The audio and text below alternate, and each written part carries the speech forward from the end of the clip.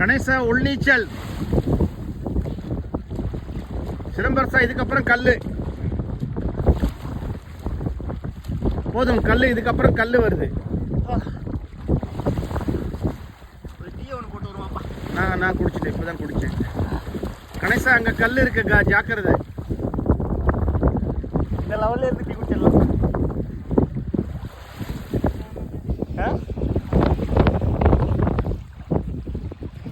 நீ கலர் ஆயிட்டியா? ரெண்டு பேருமே உள்ள போகும்போது ஒரு கலரா இருந்தீங்க, இப்ப வெளியில வந்தீங்கன்னாக்கா கலர் மாறிட்டீங்க.